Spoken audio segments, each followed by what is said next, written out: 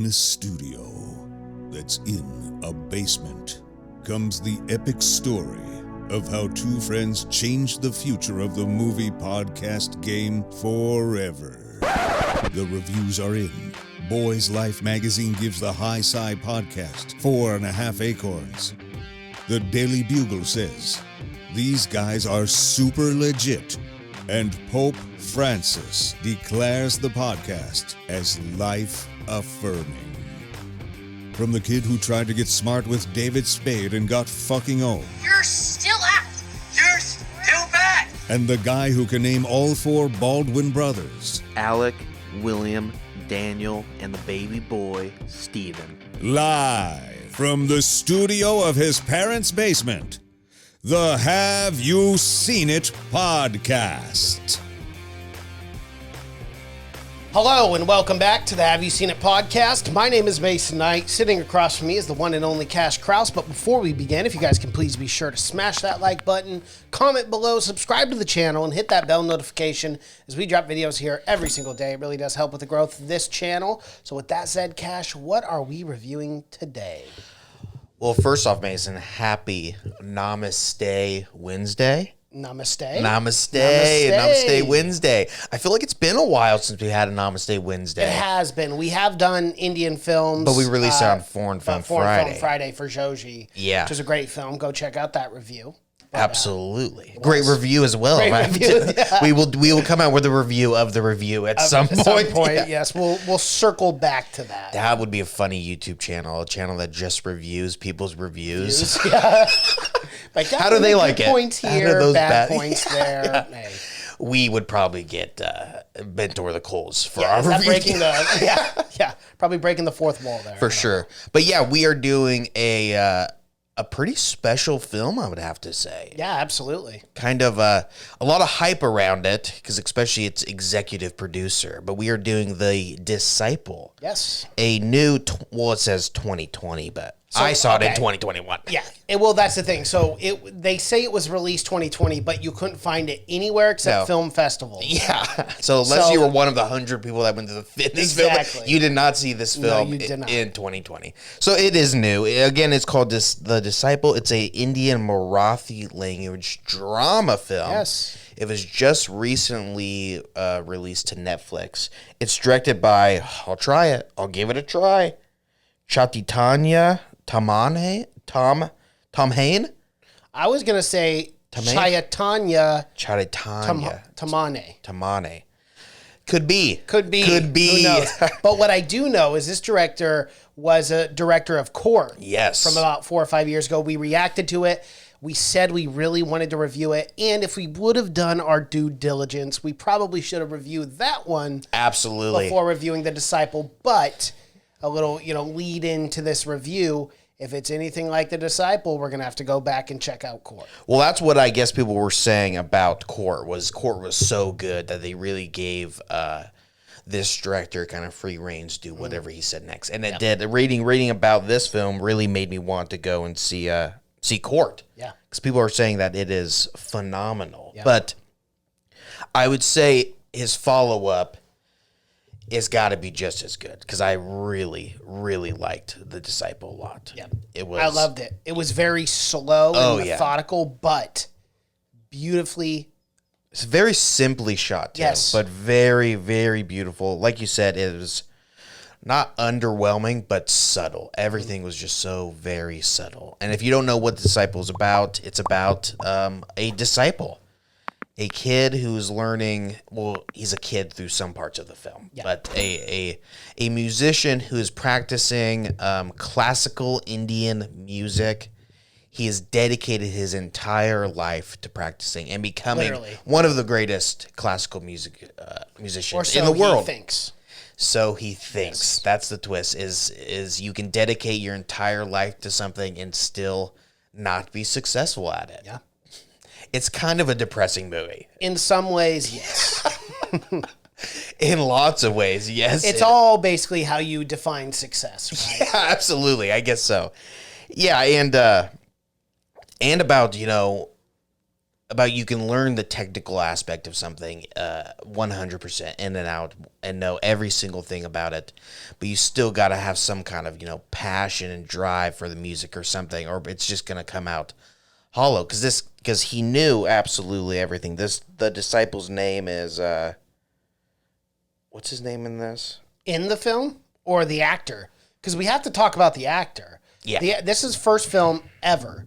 He's Wild. Wild. Because I thought he did a really good job, which is a testament to the direction of the film and the director himself, being able to guide this new actor. But from what I was gathering doing the research is that they were more focused on finding someone who was musically inclined rather than an actor. So casting in its entirety took over a year. Usually the right they were choice. done casting. Yeah. Usually, if you have anyone, and if it's like we talked about this with sports films, usually you would almost rather get a guy that knows the sport more than he is an actor, because it comes off more genuine, and then maybe you can teach him acting on the way. But you would almost rather it. In my experience, it always comes out better if the people know the craft first, and then you can just teach them acting on the fly, unless you're Michael Jordan in Space Jam. Which Oscar-worthy performance. Which it didn't matter because the basketball didn't matter at all. It wasn't a basketball movie. It was not. So it just ended up not working out in any capacity.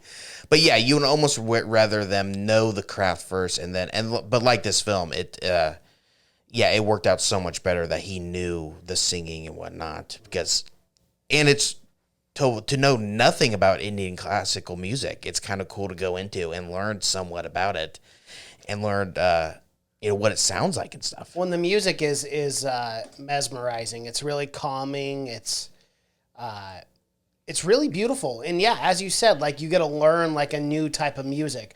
I'm not going to sit here and lie to you. I never listened to Indian classical music before. No. But it was beautiful, and I actually ended up really enjoying it. Honestly, unaware that there wasn't even, I'm guessing there's a classical music version of every culture. Region, yeah.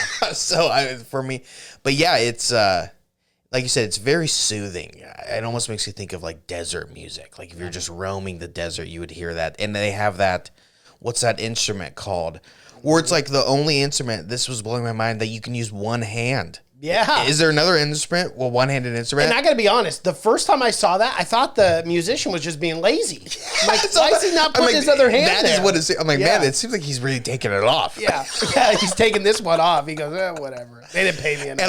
And then I racked my mind, and I'm like, there is no instrument that you can use one hand with. One-handed. Think about it. There's not a single instrument that you can. Outside of this one. Yeah. But yeah, I thought that too. But that is such an interesting music. I looked at it. I can't remember the name of it, but that instrument, it plays no melody. It's only meant to enhance the lyrics, the music, or it's only used to enhance another instrument. It's never used, like no one's ever going to do a solo or whatever of that, because they're playing the same tone, the same chords throughout the entire thing. Right. The chords never switch when you're playing that instrument or whatever. But it was, really interesting to see. And if you are lazy, it seems like a great instrument to have. Hey, or if you lost an arm. Yeah, that's true. And you want to get into an Although instrument, there are that's a good one-armed people that play two-handed instruments. The drummer from Def Leppard. Of course, yes. Famously. He does great. He does. You wouldn't even know. You wouldn't even know. You'd have no idea. But if only he knew about this. Yep. He could have been classically trained. Could have used a in lot Indian less music. effort as well. Because have you ever seen that guy drum? He's working twice as hard as every other. Yeah, absolutely, man. That guy don't mess around. It's really impressive. Yeah, but yeah, I thought the actor, his name is Aditya Modak. Modak, he was phenomenal on it. He did a really good job, not just in the singing scenes, but just the dramatic scenes too. The big scene that pops up in my head is the scene with the critic. Who comes and they talk to him about After the dinner table. Yeah. Yeah, or whatever at that Whatever restaurant table, or something. yeah. Yeah, but that scene is so well done. It's so super subtle about how it's It's not over the top at all like you would see in one of those big dramatic fight dinner scenes or whatever. It's so subtly done, and you can see it just creeping up, the anger creeping up. Because, you know, he goes and he sits down and he talks with a critic. Because the entire time, and some of the best scenes also are the scenes where he's riding around on his moped listening to... No, those are my favorite scenes. Listening to, I can't remember what her name was. She was a famous musician that his dad secretly recorded her. And there was like a mysticism around her too, being like, oh, she never wanted to perform, never wanted to be recorded in interviews. So these one tapes that he had were like, oh, the biggest deal ever. And people that like this kind of music, she's like coveted as this, like she's transcended more than human now. And now she's this mystic deity almost that no one's ever heard her perform live. Nope. She never performed live. Right. And then so they're building her up the entire movie, right? He's listening to her on the moped. It's super cool, super good scenes. And then this fucking critic comes in. And it's not the one-sided critic, you know, where this guy's just an asshole, you know, where we've seen so many times where critics No, because he actually really was passionate about classical music. And he didn't even want to bring it up. He didn't want to talk about it. Oh, I'm very sorry. I didn't realize that was your mentor, you know, or, you know, your protege, whatever. And he said, Guru. And he said right at the start, when they sat down, he's like, yeah, people don't like me. He's like, no one likes me because I critique everyone or I critique everyone. But then he just keeps prying and prying to get him to talk more and more about this woman deity. And eventually he just talks and he comes out and says she was just an elitist. It was all, you know, smoke and mirrors. She was never that great. And she just couldn't perform. That's why she never wanted to be recorded. Yeah. So that it would raise her up to this new level of like being a deity. And then all of her disciples weren't really had anything to do with her. One of the disciples came from another guy, and then another, and then one of her disciples... She's pretty much dissecting her whole career. Yeah, and then one of her disciples, who just happens to be the main character's guru, he brings up and he's like, oh, that guy was the same problem. He never wanted to perform. He only wanted to pass down. And then it's when you get the water in the face. I thought, you know what I thought was coming? Well, five-finger buster. You know what I'm saying? They do love to give those slaps. Not a single slap. Not a single slap. This may be the first Indian film we've seen without a slap. No, it has to be. It has to be. I don't know how it got past the censors. Yeah, I don't know. Because normally they're like, no, we have to add a slap in this film. Can you do reshoots? Yeah. I don't understand. We got to add on. Bring them back. Yeah. Someone needs to be fucking. The water's not cutting it for us. No, not hard enough. How about a slap? Can you throw the glass in his eyes or something? Can you do something? But no. Oh, man. I thought it was coming, but that's what I loved about this film also. Again, it was very super realistic and grounded, and we didn't need the big over dramatic slap. No. But all the scenes are shot so well. The camera really kind of lingers on everything. That's what I like. They were long takes. That dinner scene in specifically rather, is it's sitting on the critic with Sherrod on the corner, and you can't even see him. Yes, that's but you're getting the reaction from the critic, from Sherrod, and it's beautiful because you understand the context, and it's such a long scene too. And what the cinematographer does great, and I wonder if this is the same cinematographer that worked on Court. Because we don't know because we haven't seen it, but the shots, they moved so incredibly slow.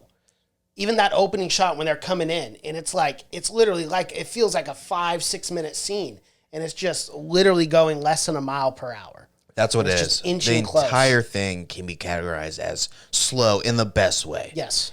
It's forcing you to slow down, especially as moviegoers. We're so used to this fast pace that this movie, even when it starts to pick up, it slows you down in a very good way. Those music scenes last 4 times longer than what we're used to seeing in music scenes. Yep. Usually, if it's a song, they're playing a song for 20 seconds, it cuts to the next scene. Yep.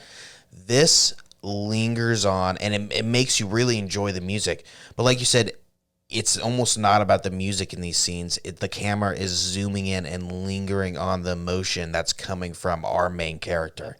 Because every time it's shot, you see him, and it plays the entire theme of the movie, but you see him, and he's not concentrating on the music. He's concentrating on what he's jealous of, or at times at the very opening scene, he's concentrating on his guru. You know, he's like, oh, okay, well now maybe it's my time. And then in one scene, he's concentrating on the guy who's playing the drum solo too long. Yep. Or and then the girl, exactly, when she was doing better than him, he was getting jealous, and you could see he's that. never. And the whole thing is like, this is why he's not great. It's because he's not passionate about being the music. And he's remember, passionate about being better than everyone. The guru that he listens to says that constantly, you have to focus when you go into that when you go into that state of being.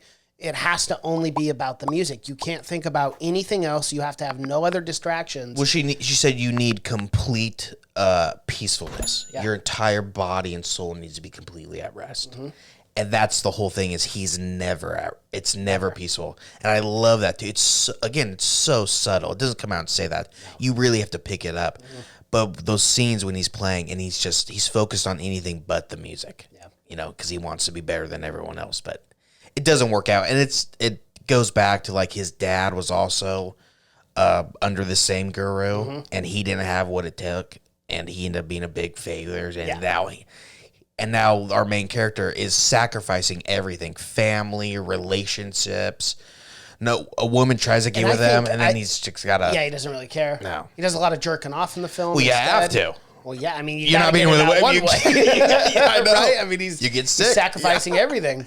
Exactly, but that was the whole thing. It was this sadness to where he's giving up everything, but he's still not achieving because he's not focused on what it really needs to take. Yeah. But yeah, I thought that was really good though. Really well done. Yeah, and the lady that was giving him all that advice or whatever was the lady that the critic ended up saying is total shit. Yeah. Yeah. But I loved how those lectures while he's riding the bike, again, cinematography wise, I love the way they shot that, because it was literally just her voice. You couldn't hear the motorcycle, you couldn't hear the town, you know how you hear that in city atmospheres. It was just such a slow drive, and I really felt like that was a character Sherrod's like meditative state. Yeah. Where he actually felt some sort of peace, some sort of a semblance where it's like, now I can finally just focus and not worry about anything. And then you notice it down towards the end of the film. He takes the earbuds off, and then you hear the city, you hear the bike and everything, and then he donates the tapes. Right, yeah. And I go, okay, I wonder if he's coming out of this state where he doesn't quite believe what she's saying anymore. Or, yeah, I got that. Or to maybe he's just finally figured it out or whatever. Or he thinks he figured it out. Yeah, exactly. Yeah. And now because at the end is very... it's very somber and it's kind of left ambiguous, I feel like, to where at the end, we're jumping all around, but at the end, he gives up music. He finally gives it up. He performs that one last performance, and this is the only performance to where it seems like he's focused on the music at the very end, but he just walks away at the very end, and then he ends up becoming he puts rare music on CDs or whatever, and that's the job he ends up taking over being an actual musician. Well, and we got to talk about the subway scene, too, that he's just sitting there. And again, that's the very last scene. Great cinematography. I love the way they shot this, because you get the musician coming in, and he's singing like this. I don't want to call it a folk song, but it kind of reminded me of one. Yeah, like if you it's look traditional. At traditional like lyrics. But the whole time, it's just focused on him. It's not focused on the musician or anything. And you just see him right in the corner of the screen, like looking out the window, probably contemplating all the things throughout his life. To me, that kind of symbolized that, maybe this is the start of him getting the passion back or whatever. Maybe he sees this kid, and this kid who is obviously not trying to do what he did at all and trying to be famous and rich. This kid's just playing on the subway for people, That's the kind of passion that he never had. He had all the technical aspects down, but he never had the passion or the actual love for it. So in my mind, maybe there's a little hope that, maybe this is kickstarting his love for music back again, and then he can find it. Because he did have that one good performance. He did. And he walked away. He really did linger on that. But no, the girl that was also the protege to the guru... Are you talking about the one that became famous? The one that became American Idol. Yes. Or whatever, their version what's it of called? American India Idol. Fame, I think? Something like that. Yeah. But, she ends up actually becoming a celebrity, becoming a star. And you could tell that it was stemmed by for Sherrod, it was stemmed in jealousy rather than, he had this pompous attitude like, oh, well, she switched the music. It's not classical anymore. But you could tell there was a big part of that character that was just jealous of her success. Oh yeah, and we get the sense of that too when he's teaching, because I like how it jumps around too. It goes from like 2006 to when he's older. He's got a mustache, kind of got a gut in his late 30s. It really jumps around to where, and at one point jumps around to where he's teaching. Remember that kid comes up to ask permission to go to get in a band because he wants it, but he's gonna play classical, but it's a fusion band or whatever. And he so it means American vocalist, and then the a bunch of other classical. whatever. And he tells him no. He goes, if you do, don't come back. He goes, well, he says you can do it. He kind of sets the kid up. He goes, no, you can do it, but don't bother coming back. And it's like so anti the message we're getting the entire film. The entire film we're getting that like Indian classical music is 100% based on emotion, right? It's based on like how the person is feeling right at the time that they're singing it, and it's almost an improv like thing. You can go up and down with it. It's all based on emotion. Well, and that's what I gathered too when he was doing rehearsals, and he goes, I keep doing the same thing, and then it goes back to the guru when the girl, him and the guru are there sitting, and then that guy's phenomenal at it. Yeah, but our main guy he's anything but letting his emotion. It's all technical. It's all like a math equation or something to him. It's very There's no feeling behind it. Exactly, and that's why none of his singing ever came out as genuine or whatever. But I don't think he learns that until the last 2 minutes of the film. But it's beautifully done. It is, and it's kind of the story of an artist too. And I don't mean artist in the fact of like just a painter or what. I'm talking about art in general, because you can be the most technical artist of all time. Oh, absolutely. If you have no passion behind your work, it shows. Hitler, and it manifests in whatever possible or whatever art form that is. Yeah, it's very true. Like Hitler was a great technical artist. He had no passion, no feeling behind any of his painting or anything. Right. It's similar in that way, but like you said, I think this movie also did a good job of showing like what the life of the artist and the disciple kind of is, because he struggles with the idea that, oh, maybe my guru doesn't want me to succeed because he needs me, and if I succeed, become successful, then I'm not helping him out anymore, because the entire time, he's caring for him. He's caring for his guru. He's taking him to the hospital. He's letting him borrow money. It's this kind of thing where you start to question, like, oh, fuck, at his perspective, he's got to be thinking, oh, man, does this guy really care? And we know that this guy care about him. Yeah, absolutely. Yeah. I mean, he gave up everything, this guy. He may have become a successful musician, but in the end, he ended up wanting to pass it down more than anything. But yeah, you definitely struggle with that thought, though, of this weird world of like musicians and how everyone has to have a guru and a disciple and whatnot. And are they using them? Is the guru bitter about not becoming successful? Does he want anyone else to succeed? In the end, we know that he did want everyone else to succeed, but it's our main character who struggles with that idea of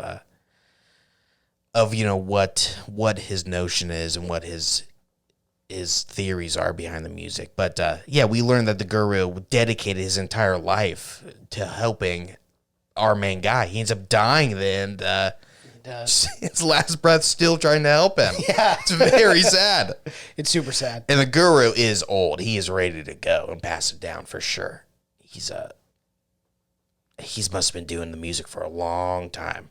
But is it called a tanpura? Yes. There we go. Yes, it is. The one arm, the laziest musician in the world plays the tambura. Yeah. It's so cool how they're able to do that. Like that, actually, I do believe that would be a very hard. The whole time I'm thinking your throat must be raw as hell. Hell yeah, dude. After that, yeah, that is just long carrying one note. That it must, and it's probably true because remember the guy didn't want to drink anything. He didn't want to have anything. He had warm water with lime or whatever. He didn't want to have a drink because of his throat. But yeah, it was very interesting to see. I'm interested to see classical music from every region now. Yeah, because it is super interesting. And classical music, I mean, it's classical for a reason, but you can tell it just hasn't changed in 1,000 years. But yeah, I thought it was good. Yeah, it was cool. It was a cool little intro into Indian classical music, and it's a great fucking film. And a Marathi film. We don't review too many of those. So yeah, but high quality those Marathi films. Seriously, they really are. They really are. But yeah, I love this film. As do I. It's definitely. And I definitely think this deserves to be seen by a lot of people. Oh, for sure. Yeah, it's definitely going to be. Yeah, so everyone should see it. But it's and it's only 2 hours and 8 minutes. Yep. Shorter than your usual, but it's a perfect 2 hours. I wouldn't say this film needs to go any longer or any shorter for sure. No. I didn't feel like there's any scenes that you really need to cut out or anything like that, which is usually not my take on Indian films. Right. Usually I'm like, man, you could probably cut out 30 minutes. Yeah, like a long time. lot of the film, like there was this whole plot that didn't even move the storyline, but every scene in this one was great. And of course, it was executive produced by Alfonso Cuarón. Yes. So you had to have known it was going to be pretty good if fucking Alfonso Cuarón. He's great. But yeah, it premiered at TIFF. Or did it, I think it premiered at Venice Film Festival. No, yeah. But Venice, it did go to TIFF. TIFF. It did go to TIFF. Yeah. And it won some award at Venice for like best screenplay or something. I can't remember. It was the first Fipresci International Critics Prize. Yeah. But it was the first film to be nominated from India since like 2002 or something. I can't remember what the other film was. But the Golden Lion. It was nominated for the Golden Lion at the Venice International Film Festival. Which is huge. It's the biggest award. It is. But I think it did win for Best Screenplay and then Critics Prize. Which is huge also, yeah. But I think that was the year 2020, or that was the Joker, right? I think so, that won the Golden Lion. So yeah. That's a tough one to beat. It is a tough one to beat, but man, yeah, it's this one was really good. Yeah, I thought so too. It's definitely one of my favorite. Yeah, it'll be on my top 10. Yeah, films for this. Yeah, this year thus far. Unless who knows what's to come. I know, Fast 9. Is that this year? I don't. Who cares? I thought it was 2022. I don't know. Yeah, Fast 9 is definitely going to be mine. Oh yeah, it's going to make it. Just cannot wait for that one. All right, Mason. So you recommend this film to people? Yep, I think so too. I highly recommend this. Definitely. All right. Well, that is our review for The Disciple. If you guys like what you're seeing here, please be sure to like this video. Or no, smash that like button. Comment below. Subscribe to the channel. Don't just like it. Don't just like it. Smash it. It won't register unless you fucking smash it. You have to. Comment below. Subscribe to the channel. Hit that bell notification as we drop videos here every single day. Thank you so much for watching and listening. My name is Mason Knight. That is Cash Kraus. And until next time. Bye.